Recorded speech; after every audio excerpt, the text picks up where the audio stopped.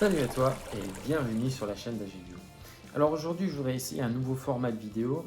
Je voudrais te partager une idée, une réflexion et puis en même temps essayer de te faire réfléchir à ça et t'encourager à venir dans les commentaires, me dire ce que tu en penses pour faire avancer un petit peu la réflexion là-dessus et le faire partager à l'ensemble de la communauté. Alors pour rien te cacher, en fait, j'étais en train de préparer une vidéo. Je voulais te faire une vidéo de présentation du café et pourquoi faudrait limiter sa consommation.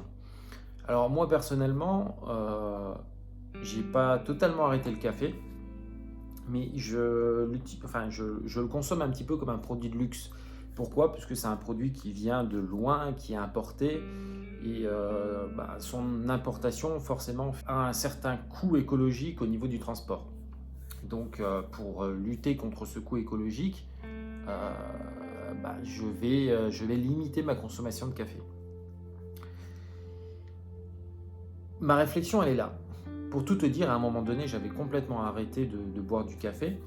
Euh, je l'avais remplacé par autre chose. Je pourrais faire une vidéo là-dessus d'ailleurs. Ça marchait très bien, il n'y avait aucun problème. Je pouvais m'en passer pendant très longtemps et à un moment donné, simplement avoir envie de boire un simple café et ça posait aucun problème.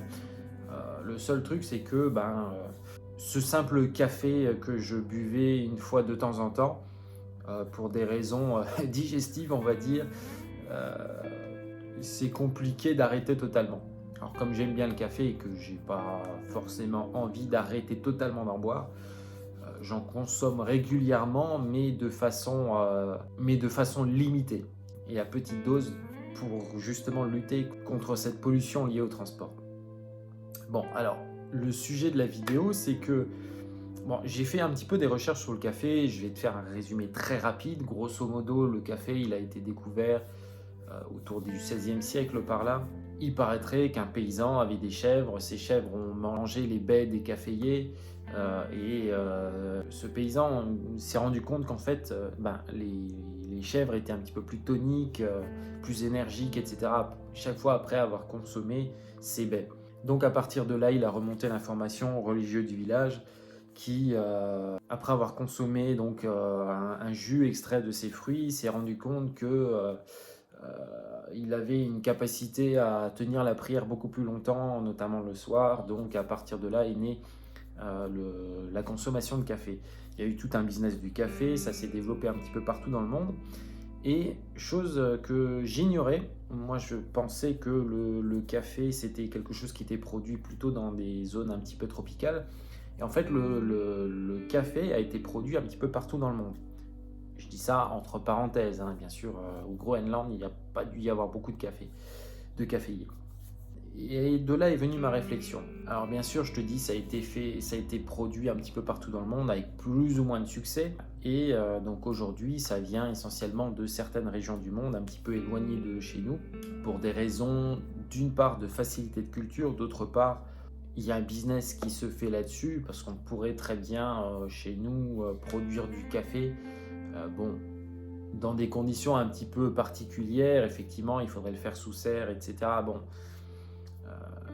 Ça c'est une autre histoire.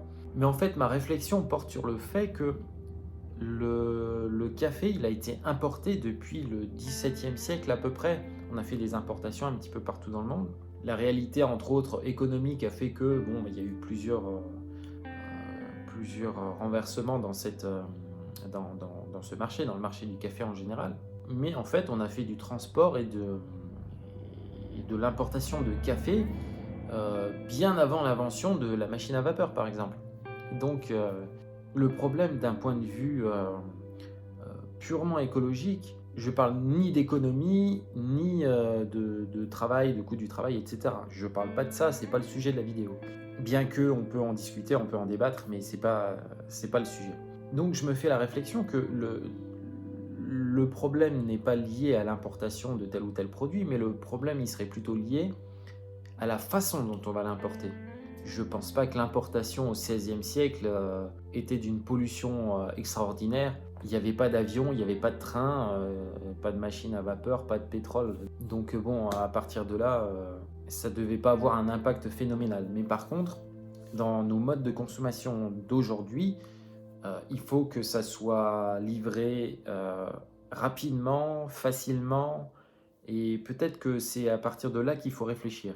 Parce que d'un point de vue écologique, faire pousser du café en Éthiopie, on a quand même un climat qui est, disons, plus favorable à ce qu'on va pouvoir faire chez nous en France, notamment dans le nord de la France.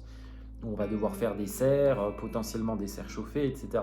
Et qui vont, de cette façon, être plus énergivores que ce qu'on va pouvoir faire en Éthiopie. Mais par contre, nous, dans notre culture qui est du tout de suite, maintenant, rapide, facile, etc., on va générer de la pollution liée au transport.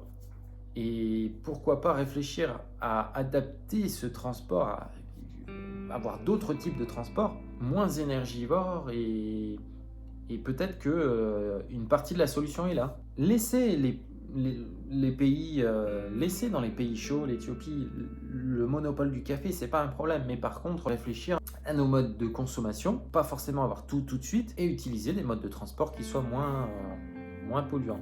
Alors voilà, je lance le débat. Je vais pas aller beaucoup plus loin. L'objectif, c'est que chacun vienne un petit peu apporter sa réflexion et qu'on puisse ensemble réfléchir à ça. Donc mets-moi dans les commentaires ton avis, ce que tu en penses. Et puis si le format t'a plu, si ce genre de réflexion t'a plu, tu peux liker la vidéo, et puis je t'invite aussi à t'abonner à la chaîne pour avoir la notification de la prochaine vidéo qui va sortir. En même temps, si tu regardes dans la zone de description, il y aura pas mal de liens si tu veux aider la chaîne, soutenir la chaîne. Il y a même des actions que tu peux faire et qui peuvent permettre de soutenir la chaîne gratuitement. Donc je te laisse regarder tout ça, et puis je te dis à la prochaine. Allez, salut!